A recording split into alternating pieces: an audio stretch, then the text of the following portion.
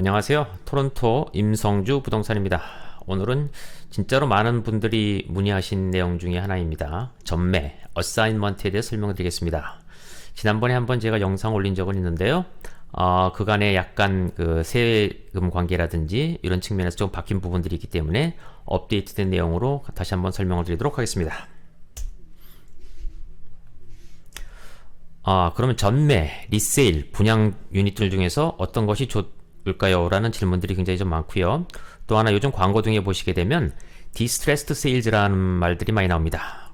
이건 어떤 말인지 간단하게 설명을 드리도록 하겠습니다.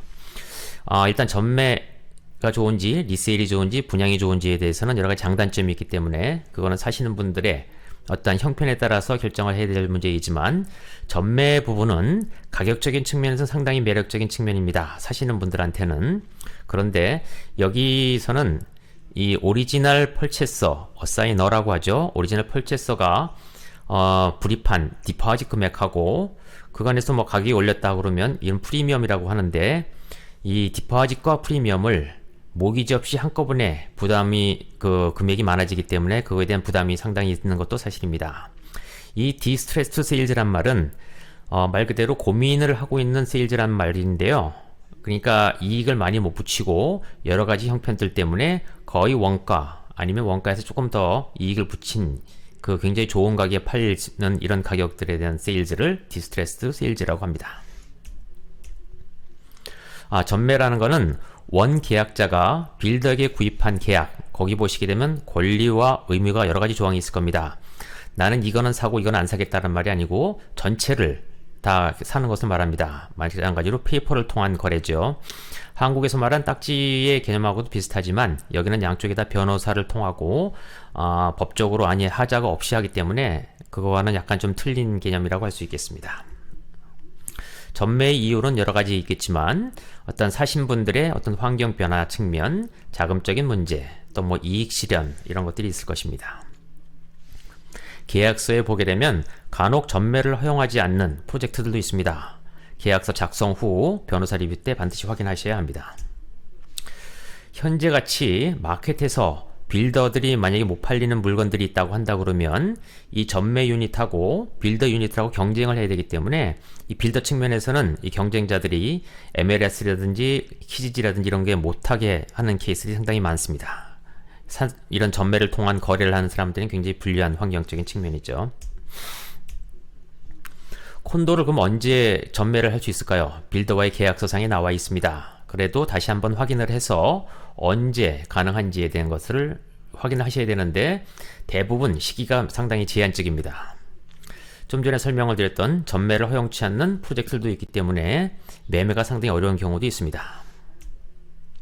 전매에 대한 클로징입니다. 전매의 클로징은 첫 번째로 빌더 동의가 나는 시점, 오큐펀시 시점, 리걸 클로징 시점 등 여러 가지가 있겠지만 대부분의 거래에 있어서는 빌더가 이 매매를 허락한다는 동의가 나는 시점을 전매 클로징 시점이라고 할 것입니다. 그래서 이 오퍼를 작성해서 왔다 갔다 할 때 반드시 이 시점이라는 것을 거기다가 표시를 하셔야 합니다.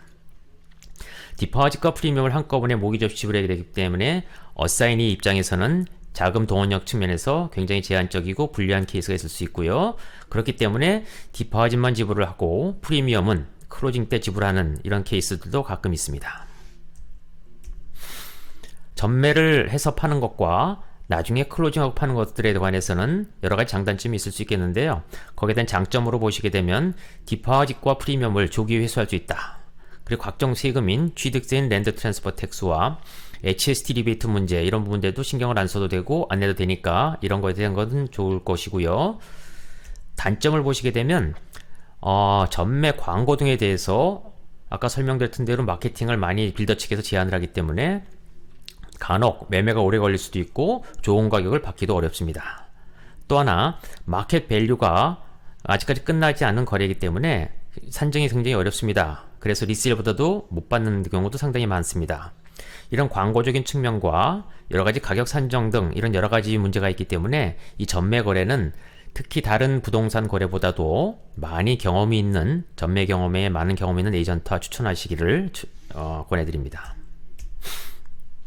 간단하게 프로세스에 대해 설명을 드리겠습니다.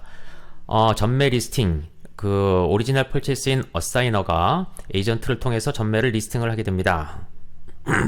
공식적인 광고는 제한을 하기 때문에 이런 비공식 루트를 많이 이용을 하셔야 됩니다. 빌더 유닛과의 경쟁으로 약간의 불리한 환경을 만든 것도 사실입니다. 두 번째, 이 어사이너와 어사이니가 정해지면 오퍼가 왔다 갔다 하죠. 금액이라든지 이런 것이 왔다 갔다 하고 여러 가지 조건들에 관해서 점검을 하게 됩니다. 이때 필요한 서류는 처음에 어사이너가 갖고 있는 오리지널 계약서, 콘도 다큐멘테이션, 다음에 에비던스 오브 컴플라이언스, 이거는 어사이너가 빌더한테 낸 디파짓에 대한 영수증들입니다. 만약에 PDI를 했다고 하면 PDI 결과라든지 컬러 선정에 대한 결과 등 모든 자료, 모든 다큐멘테이션을 다 넘겨주셔야 합니다. 그래서 오퍼가 끝나게 되면 이제 빌더 동의를 하는 절차를 밟아야 되는데요. 이런 어사이니에 대한 정보하고 모기지 레터, 그다음에 어사이먼트 필을 갖다가 보내게 되면 빌더가 검토를 해서 이 거래를 허용한다고 하는 빌더 컨센트를 보내게 됩니다. 보통 한 3장 내지 4장 정도 되는데요. 거기에서 보면 대부분 빌더가 정부에 클레임할 수 있는 HST 리베이트 부분들, 한 24,000불에서 30,000불 되는 부분들을 빌더가 할 수 없기 때문에 이걸 사는 어사이니 보고 내라고 합니다. 또 하나, 클로징 인센티브라든지 각종 디벨롭먼트 캡 같은 것이 있는데 어떤 빌더들은 이런 것들을 갖다가 없애버리겠다고 하는 조건을 다는 경우도 있습니다. 어쨌거나 이런 전반적인 것들을 다 확인을 해서 어사이너와 어사이니가 다 빌더가 동의를 하게 되면 잔금을 지불을 하고 유닛을 클로징을 하게 됩니다. 전매 계약서에서 보게 되면 나머지는 다 비슷비슷한데 거기서 맨 마지막 장에 보시게 되면 이런 각종 숫자가 나와 있는 계약서 페이지가 있습니다.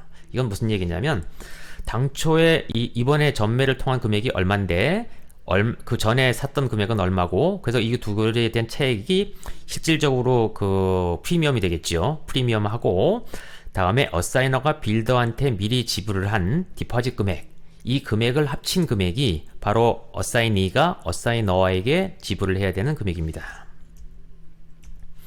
자, 지금부터 주의할 점에 대해서 간단히 설명을 드립니다. 이 전매 마케팅이 굉장히 어렵다고 말씀을 드렸습니다. 그래서 MLS 등을 통하지는 못하지만 각종 에이전트망이라든지 전매에 대한 어떤 SNS, 페이스북이라든지 이런 데 여러 가지 매체가 있습니다. 커뮤니티가 있는데요. 거기에다가 가급적 많이 노출을 시키셔야 됩니다. 전매 시 주의사항입니다. 첫 번째, 전매에 따른 이런 양도 차익은 반드시 다음 해 인컴택스에 보고하셔야 합니다. 여러분들 옛날에 이거 보고 안 해서 한꺼번에 벌금하고 해서 많은 금액을 갖다가 부과를 받는 케이스들도 많이 있었습니다. 반드시 보고하셔야 되고요. 이런 양도 차익은 부동산 거래에서 일반적으로 있는 캐피탈 게인이 아니고 100% 비즈니스 인컴입니다. 그래서 경비를 제외한 금액을 난 이만큼 벌었습니다 라고 해서 그 다음에 인컴택스 때 반드시 보고하셔야 합니다. 두 번째, 2022년 5월 7일 바뀐 대상인데요. 여태까지 전매 거래는 HST 대상이기도 하고 아니기도 했었습니다. 여러 가지 사는 분의 이러한 환경적인 측면을 고려해서 결정을 했었는데 2022년 5월 7일부터는 모든 전매 거래는 HST 부과 대상이다 라고 정부에서 결정을 했습니다.